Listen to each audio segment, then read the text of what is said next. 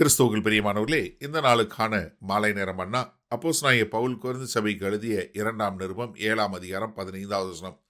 2 கொரிந்தியர் 7:15, 2 கொரிந்தியர் 7:15.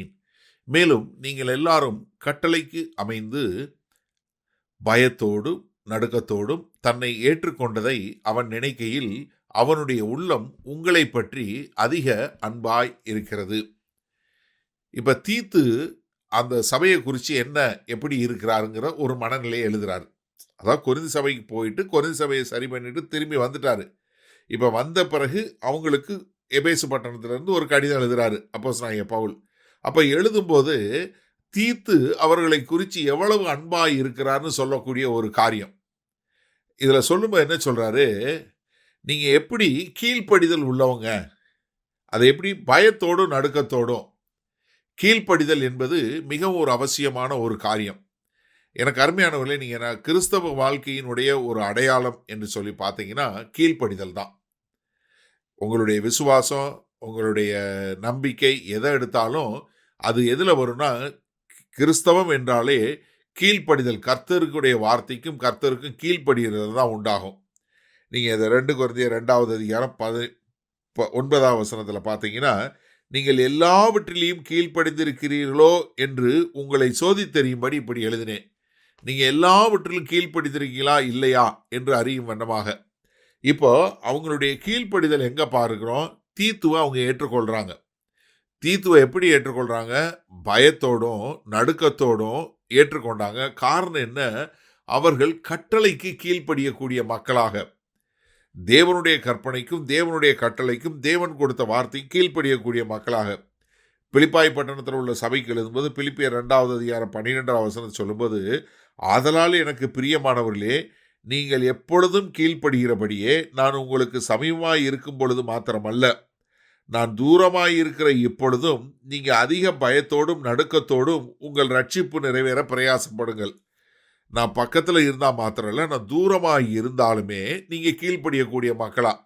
இப்போ கொரிந்து பட்டணத்தில் பவுல் இல்லை, ஆனால் கொரிந்து பட்டணத்தில் பவுல் இல்லைனாலும் அவருடைய வார்த்தையை ஏற்றுக்கொண்டு அவர்கள் கீழ்ப்படிந்து பயத்தோடும் நடுக்கத்தோடும் யாரை தீத்துவை ஏற்றுக்கொண்டதுனால, தீத்துக்கு என்ன இருக்கு, அவர்கள் மேலே இவர்கள் இவ்வளவு நல்ல ஒரு சபையா என்று அவர்கள் மேலே அன்பு வைத்த ஒரு காரியத்தை தான் இங்கே வெளிப்படுத்துகிறார். தீத்துக்கு அவங்க மேலே அப்படி ஒரு அன்பு. காரணம், அவர்கள் எந்த அளவிற்கு கட்டளையை ஏற்றுக்கொண்டு கீழ்ப்படிந்து பயத்தோடும் நடுக்கத்தோடும் அவரை ஏற்றுக்கொண்டாங்கனால அவர் மிகுந்த சந்தோஷத்தோடு அவர்களுக்கு சொல்லக்கூடிய, அவங்கள ஏற்றுக்கொள்ளக்கூடிய காரியம். சரி, இந்த நாளில் இந்த வசனத்தை நம்ம எப்படி எடுத்துக்கொள்வது? அதாவது பவுல் தனக்கு கீழே வேலை பார்க்குற ஒரு ஊழியரை ஏற்றுக்கொள்ளுங்கன்னு எழுதுறாரு. அந்த சபை எந்த அளவுக்கு ஏற்றுக்கொள்ளுது பாருங்க.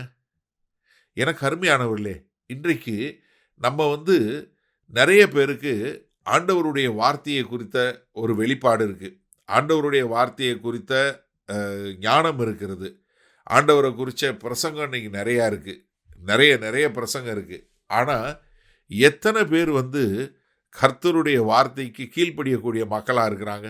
யோசிச்சு பாருங்கள் ஒரு நிமிஷம். நீங்கள் எந்த அளவுக்கு அவருடைய வார்த்தைக்கு கீழ்ப்படியக்கூடிய மக்களாக இருக்கிறீங்க? இப்போ இது ஒரு சின்ன சோதனை வச்சு பாருங்களேன் உங்களை. இப்போ நம்ம பள்ளிக்கூடத்தில் படிக்கும்போது ஆசிரியர் இருந்தால் நம்ம ஒரு மாதிரி இருக்கிறோம், ஆசிரியர் இல்லைன்னா எப்படி இருக்கிறோம்? யோசிச்சு பாருங்கள் ஒரு நிமிஷம். உங்கள் ஸ்கூலில் உங்கள் ஆசிரியர் இருக்கும்போது ரொம்ப ஒழுக்கமாக எல்லாரும் பார்க்கும்போது இருக்கிறீங்க. ஆசிரியர் இல்லைன்னா பள்ளிக்கூடத்தில் எப்படி இருக்கிறீங்க? சிந்திச்சு பாருங்கள். சரி, அதை விடுங்க, நீங்கள் ஆசிரியரை விட்டுருங்க, நீங்கள் பள்ளிக்கூடத்தை விட்டுருங்க. இப்போ வீட்டுக்கு வாங்க. உங்கள் அப்பா அம்மா இருக்கும்போது நீங்கள் எப்படி இருக்கிறீங்க, இல்லை தனியாக இருக்கும்போது எப்படி இருக்கிறீங்க? சரி, கல்யாணம் ஆயிடுச்சு, ஒரு கணவன் மனைவியாக இருக்கிறீங்க. கணவன் இருக்கும்போது மனைவி எப்படி இருக்கிறாங்க, மனைவி இருக்கும்போது கணவன் எப்படி இருக்கிறாரு, அவங்க இல்லாத போது எப்படி இருக்கிறாங்க? சிந்திச்சு பாருங்கள் ஒரு நிமிஷம். அப்போது நீங்கள் ஆள் இருந்தால் ஒரு மாதிரி, ஆள் இல்லைன்னா ஒரு மாதிரியா? வேலைக்கு போகிறீங்க, உங்கள் ஆஃபீஸில் மேனேஜர் இருந்தால் எப்படி, மேனேஜர் இல்லைன்னா எப்படி இருக்கிறீங்க? ஒரு நிமிஷம் சிந்திச்சு பாருங்கள். அப்போது நம்ம எப்படி இருக்கணும்? எப்பொழுதுமே தேவனுடைய வார்த்தைக்கும் தேவனுடைய அமைப்புக்கும் கீழ்ப்படியக்கூடிய மக்களா. அதனால தான் கொரிந்து சபையில பவுல் இல்லைன்னா கூட கொரிந்து சபையில் உள்ள மக்களுக்கு எழுதுறாரு. அவர்கள் கேட்டு அதற்கு அப்படியே கீழ்ப்படியக்கூடிய ஒரு காரியம். அதனால வரக்கூடிய அன்பு.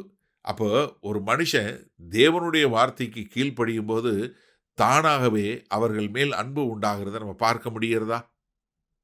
வல்ல பிதாவே, இந்த அருமையான நல்ல நாளுக்காய் நன்றி. ஆமாண்டவரே, நீங்கள் சமீபத்திற்கும் தூரத்துக்கும் தேவன். எங்கள் மேலே யார் இருந்தாலும் சரி, இல்லாட்டியும் சரி, அது வீடாக இருக்கட்டும், பள்ளிக்கூடமாக இருக்கட்டும், வேலையாக இருக்கட்டும், இல்லை ஊழியமாக இருக்கட்டும், எல்லா இடத்திலும் நாங்கள் தேவனுக்கு கணக்கு கொடுக்க வேண்டும் என்கிற நினைவோடு ஆண்டவரே, நாங்கள் கீழ்ப்படிதல் உள்ளவர்கள் என்ற குணாதிசயத்தோடு வாழ எங்களை ஒப்புக் கொடுக்கிறோம். மீட்பெரும் இரட்சகருமாகிய இயேசு கிறிஸ்துவின் மூலம் ஜெபிக்கிறோம் ஜீவனுள்ள வல்ல பிதாவே, ஆமேன். கர்த்தர் உங்களை ஆசீர்வதிப்பாராக. நாம் நாளை காலை தினசரி தியானத்தில் சந்திப்போம். Good night.